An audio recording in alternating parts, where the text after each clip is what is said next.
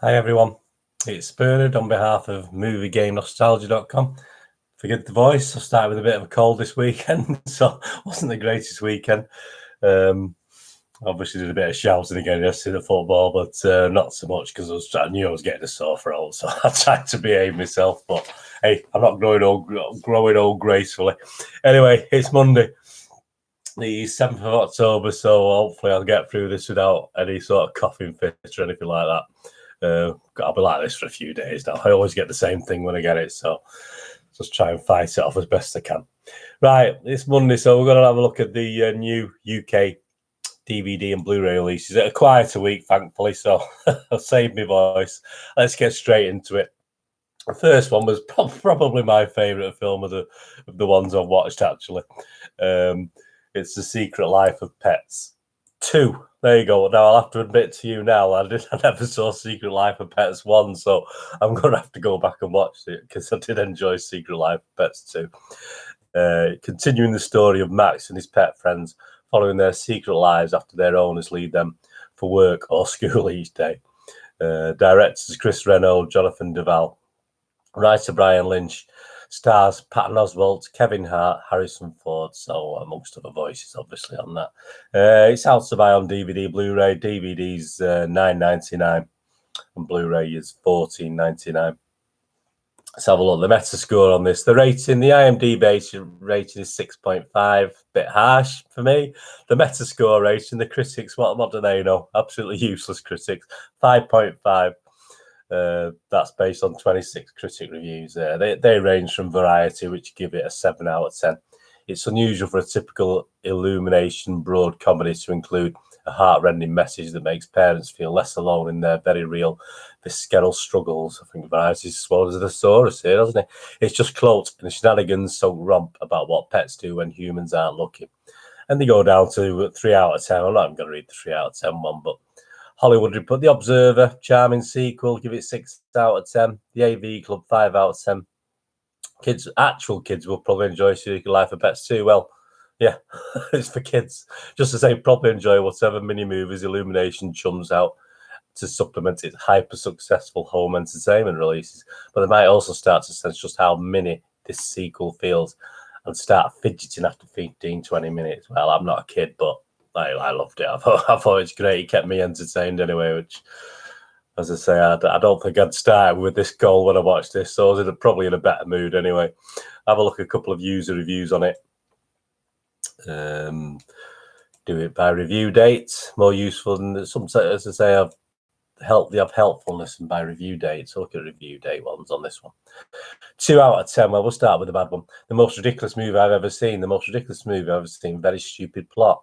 I thought the plot was all right. It was a kids' film. What do you want? 4 out of 10. Language in a kids' movie. Seriously, apparently there's a bit of swearing. I must have missed it, I must admit. But they were complaining there's a bit of bad language. But I don't think it was anything too bad. But I must have missed that. I'll go back and enjoy it again. 9 out of 10. This is better. What a fun movie. Even better than the first. Loved it. We loved it. Great job. The kids loved it. Everybody loved it. Boring. 4 out of 10. Sad. 1 out of 10. 8 out of 10. Good second film, but wish the story was better. Yeah, so I mean, the user reviews there, obviously they're averaging 6.5 out of 10, which isn't a bad score. As I said, I give it 8 out of 10. Sorry, I loved it. I thought it was brilliant. I'm not a big. I don't dislike animals, but obviously when I was a kid, I used to love animals, but I don't have much to do with them now. I find life's too busy to cope. But the cuteness of some of the characters. This is the thing with these films. I mean, I watched Toy Story 4 recently. I wasn't overly impressed. There was another one, was it Wonder Park? I watched as well, where if the characters make me laugh, and they just made me laugh. I think there's 5, 6, 7 characters in this that I enjoyed watching, and I will go back and watch Secret Life of Pets 1. I'm sorry if I'm sad, but there you go. That's how I feel about that. So I don't agree with the critics. I don't agree with most of the users who watched it. It's for kids, but at last it's a kids' film that adults can enjoy as well. The next one we're going to look at. Well, this has got. I saw this quite a while ago, actually. X-Men, but obviously it's the Dark Phoenix. So there's a lot of hate, not hatred, but there's a lot of negativity out there on this one. Jean Grey begins to develop incredible powers that corrupt and turn her into Dark Phoenix. Now the X-Men will have to decide if the life of a team member is worth more than all of humanity. Director Simon Kinberg, writers Kinberg, Stan Lee, who obviously created the comic book. Stars James McAvoy, Michael Fassbender, Jennifer Lawrence. So yeah, I think Jennifer Lawrence does a great job on this. I did enjoy it. Hour and 53 minutes. Yeah, that Secret Life of Pets. Hour and 26 minutes. Absolutely perfect time for a kids film. You know, take off the credits. An hour and 10, 15. Absolutely superb. I was sad when it ended. Anyway, X-Men Dark Phoenix, 12A, 1 hour 53 minutes. So it's not quite into the 2 hour bracket.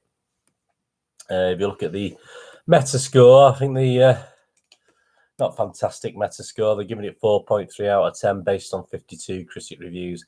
The highest rated, and then he's sort of alone on this, was Entertainment Weekly, Leah Greenblatt.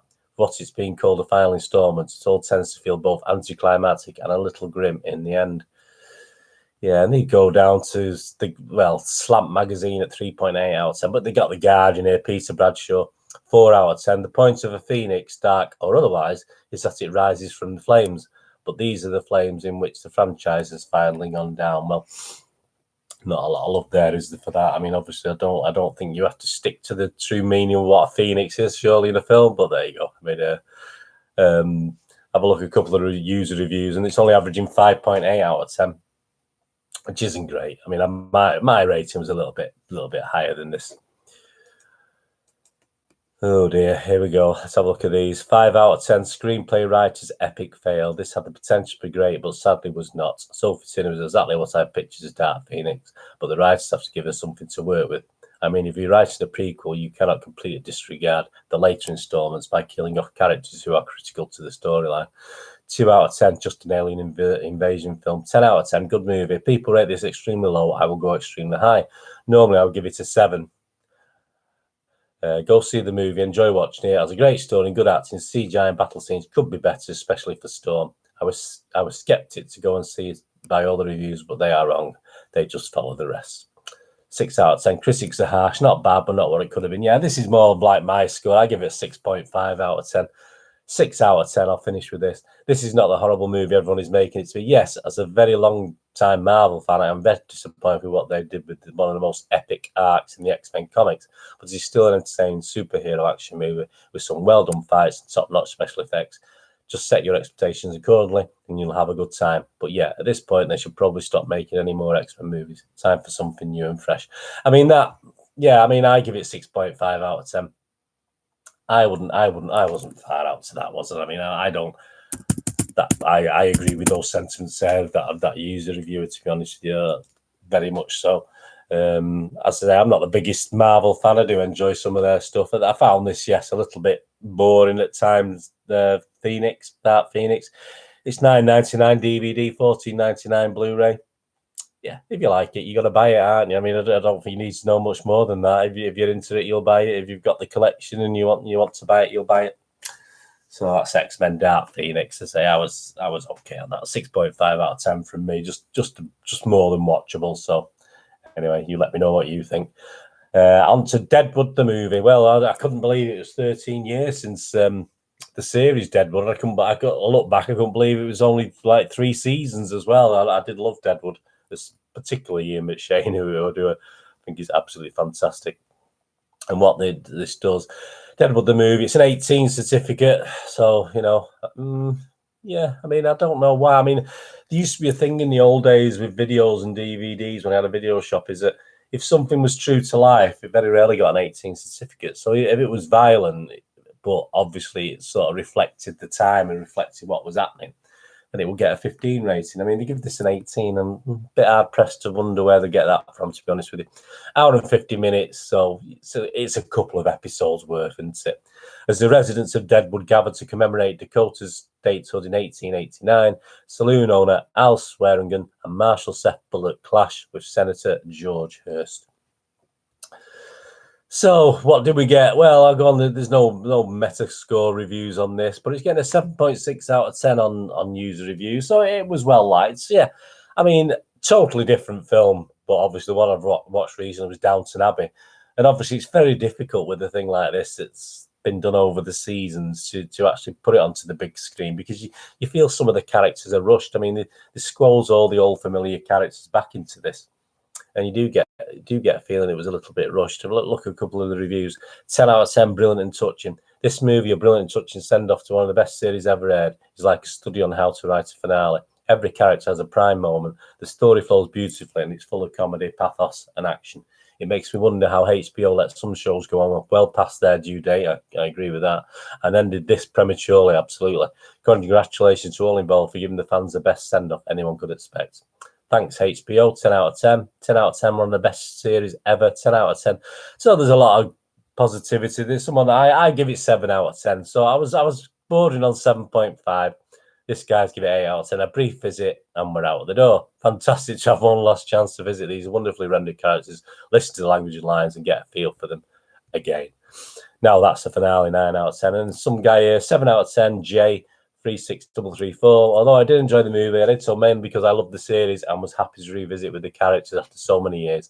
I have to say that I was disappointed as for many of the Deadwood viewers. I love the Swearigan character. McShane really stole the series. That's why I was disappointed in the movie, where it was reduced to a character completely lacking the personality shown throughout the series. So yeah, I can't disagree with that. I mean, as I say, like Downton Abbey, there's so many people to squeeze into it, and there's nice little flashbacks. So if you can't remember what happened, if you go back and watch the old series, if I had the time, I would. Brilliant. But it shows you little flashbacks, and then obviously updates to 30. Obviously, we're talking 13 years on, aren't we, from the last series? So, yeah, I mean, in the same way that I was a little bit disappointed that Downton Abbey, it's difficult. It's difficult to put something like that. I would have perhaps preferred they do a 6-episode miniseries, but hey, we're not going to get that, are we? It's $9.99 on DVD. I give it a 7 out of 10. It's really good. If you're a Deadwood fan, go out and buy it. Yeah, there are certain. It does let you down a little bit on certain things, but as I say, they've done the best they can in the space of an hour and 50 odd minutes, obviously. So it's just like a drawn out long episode. So it hits the mark, but it does lose a little bit. But yeah, Deadwood. Go and enjoy that, because I don't think you'll be seeing any more of it. And the last one we're going to look at is one I looked. It was only a couple of wasn't that long ago we looked at the cinema release, actually, but this time of year now they do sort of flash them out very quickly. And it's the film Skin with Jamie Bell again, where he plays a destitute young man raised by racist skinheads and notorious amongst white supremacists, turns his back on hatred and violence to transform his life with the help of a black activist and the woman he loves. So, yeah, it's an hour and 58 minutes, a biography crime drama. I think we said before, it is based on a true story. There's a lot of poetic license. Jamie Bell's excellent in it. I gave it a 7 out of 10 when I watched it. I'm not going to change that view now, 2 or 3 weeks later. It's good. It was a bit samey when it started off. You thought you're just going to get another right wing sort of thing, but obviously it was a bit when it first, in the first 10, 15 minutes. But then the story grows, and not the greatest acting, not the most fantastic bunch of actors you're ever going to see. It's getting a 7.2 out of 10 rating on IMDb. First guy here, Frequetek, 7 out of 10. Not Oscar worthy, not cringe worthy, just a solid film. Yeah, I can't disagree with that. 1 out of 10 from Dr. J. Smythe. The real story was so much better. Well, there you go. This is it. A lot of these films you will find that even go back to the old days of Spartacus, the actual real story is far better than the Hollywood version or the whoever made. Obviously whichever country produces these things these days. You always find that anyway. 8 out of 10. A solid B grade biopic by a newbie writer, director, and producer. Yeah. So. Yeah, I mean, it's good there. It probably is a better DVD film than it was cinema release. It's $7.99 on DVD. I don't have a Blu-ray price yet, so that's well priced, isn't it? $7.99 for Skin. Yeah, if you want to watch that sort of thing, go out and buy Skin. I wouldn't put you off doing that at all. And that's the last of the films. So I've rushed through today with this before, obviously my throat and things. On box sets this week. We've got, I missed last week actually, obviously how I missed it, I do not know. But we've got obviously Walking Dead Season 10 starting on the TV. So Series 9 is out to buy 16 episodes. Excuse me. 7.2 to 9.1, the various episodes are rating of Series 9. Again, I liked it. There's some good episodes, there's some poor, average episodes, but it's, to me, I'm looking forward to season 10. It's still hanging on in there. Couple of the evil characters in season 9 were a bit disappointing for me, but hey, there you go. It's $24.99 on DVD, $29.99 on Blu-ray. So that's out to buy. And Hitsville, the Making of Motown, which had a limited cinema release a week or two ago, is now on DVD as well, 112 minutes. So a far better film if you're into your Motown. Obviously, there's a few minor complaints about it. It was sort of a vehicle for Berry Gordy, it was. But if you like, it's from Detroit 58 to LA in the early 70s, 112 minutes. So again, another film that's probably worth a buy as a documentary. You wait another couple of weeks, you'll probably pick it up from various other places online and stuff. So that's $9.99 on DVD and £13 on Blu-ray. Just a quick mention of Bob Mortimer and Paul Whitehouse. Their Mortimer and Whitehouse Gone Fishing 2 is available to buy. 180 minutes, 6 episodes. And I mentioned this because of the prices. It's actually dearer on DVD now than Blu-ray. So that's $19.99 on DVD and only $14.99 on Blu-ray. So whether that's an error on the online site, the websites, I don't know. But that's what it's showing at the moment. But if you like Bob Mortimer and Paul Whitehouse, I do. Obviously, they rub along quite well, don't they, in this thing. So Gone Fishing number 2's out now, so 6 episodes. And finally, the last one. We've got the wonderful, fantastic Vikings Series 5. Volume 2 is out to buy. So they do this, don't they? They have a Volume 1 and a Volume 2. It's 20 episodes, so there's 10 on this. There's 10 on Volume 1 over 3 discs. So yeah, I'm not a fan of that. I'd rather they stick the full 20 episodes on one disc, but I think the shooting is done so that they're split as well. So anyway, I don't know the intricacies of it, but Vikings, I mean, that's one that's brilliant, isn't it? I love the Vikings season. It's season 5. Even when they get rid of main characters, they carry on with some great stuff. That's 10 episodes, $17.99 on DVD and $19.99 on Blu-ray. Right, there we go. 17 minutes. I'm not going to go on forever today. Give myself a rest. Give me nose a blow in a minute. Oh, that was all right. Anyway, I hope it wasn't too bad for you.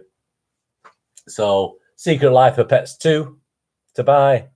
X-Men: The Dark Phoenix to buy. Deadwood the movie to buy. The Skin to buy. And the box sets Walking Dead Series 9. Hitsville, The Making of Motown. If that's your bag. Mortimer and Whitehouse Gone Fishing 2. And Vikings Season 5 Volume 2. Well, there you go. Hopefully, I'm back tomorrow with the book. I was thinking actually whether, because I've not done much preparation on the board game thing, but I'm feeling okay. I mean, I've got things. Actually, I'm quite busy tomorrow with things outside of work, but I thought I might give it a rest tomorrow. But I think I'll be okay. So I'll be back with a board game review tomorrow. I won't tell you what it is because I haven't even looked yet. I've got 4 or 5 I was thinking of doing. I'm not even decided yet because I've not been feeling 100% this weekend. So I'll be back tomorrow with the board game review. And obviously on Wednesday, we'll be looking at the UK cinema releases. Push the old subscribe button. That'd be great. They're, again, gradually increasing.